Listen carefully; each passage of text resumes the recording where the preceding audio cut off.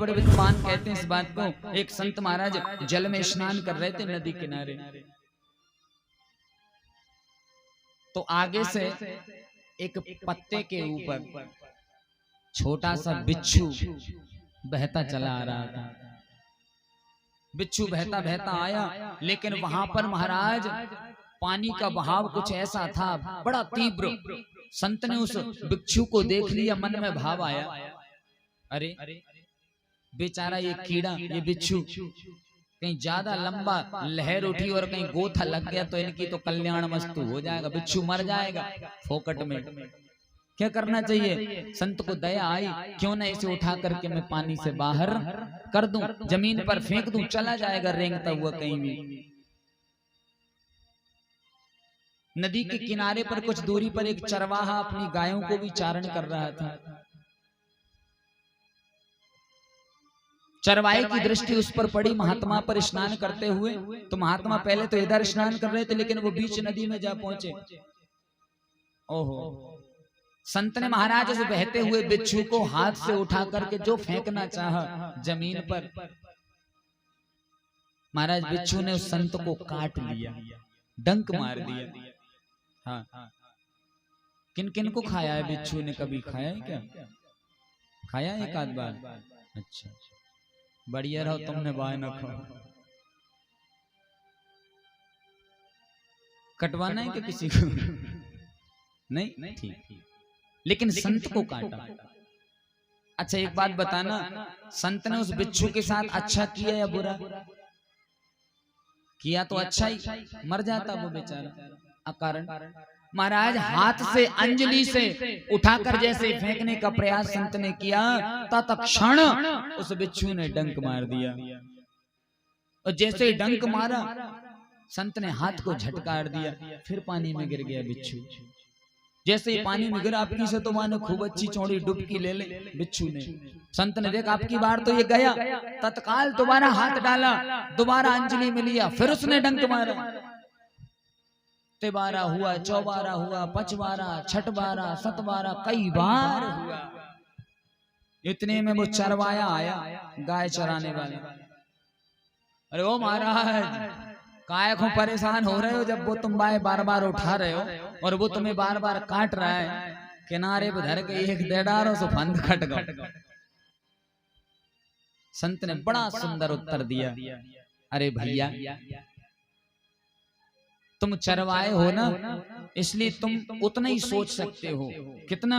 कि इसने मेरा बुरा किया, मैं इसका बुरा कर दूंगा। फिर आप में और उस बुरे व्यक्ति में फर्क क्या बचा? जैसा उसने किया वैसे ही तुमने प्रतिबदले में कर दिया, तो वो बुरा तो उससे ज्यादा बुरे तुम। लेकिन मैं संत का चोला धारण किए हूं, दुनिया मुझे संत के नाम से जानती है, महात्मा के नाम से जानती है। और महाराज मैं 60 किलो का और ये बिच्छू 5 ग्राम का।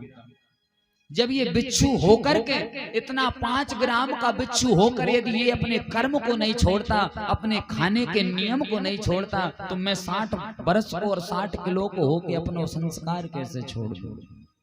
कैसे मैं इसको फेंक दूं? महाराज संत ने बहुत बड़ी बात कही। बताइए, वो इतना सा कीड़ा होकर अपना नियम नहीं छोड़ता काटने का, काट लेता है, और हम इंसान होकर अपने नियमों को तत्काल छोड़ देते, पता ही नहीं चलता। व्रत बहुत बड़ी चीज है। एक बार यदि आपने किसी चीज को छोड़ दिया तो छोड़ दिया।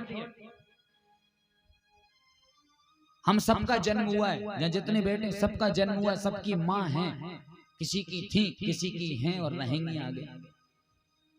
अच्छा, कोई कहते हैं अरे महाराज आदत तो पड़ गई, छूटता नहीं है, कैसे छोड़े? क्या जब जन्म हुआ था तब क्या इसी चीज को खाते पीते ही पैदा हुए थे क्या? जब तो नहीं करते थे आप, केवल एक ही चीज की आदत थी आपको, वो है माँ का दूध। बस दूध आज भी पियो ना, कौन मना करता है? लेकिन भक्ष्य अवक्ष को अपने जीवन से निकाल दो। और मैं उन माताओं से भी कहूंगा कि जिनके पति भक्ष्य अवक्ष खाते हैं पीते हैं, तो कहीं ना कहीं गलती उसमें आपकी भी है। वो काली झिल्ली में धर के लाते हैं और तुम खूब फ्राई कर तो घर में हैं, और फिर के तो हम कोई नहीं खाए बे खा। अरे बनाती तो तुम हो, ज्यादा सी करोगे वो बाहर बनवा लेंगे।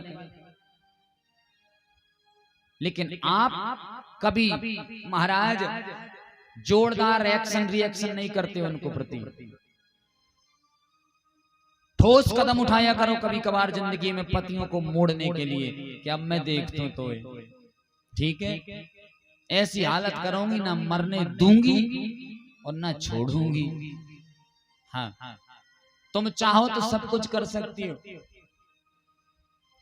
चाहो तो नारी नहीं है भारत में, नारायणी जन्म लेती है। और नारी अपने बैकग्राउंड को समझ जाए कि मैं क्या हूं तो महाराज दुनिया को हिला देती है। एक स्त्री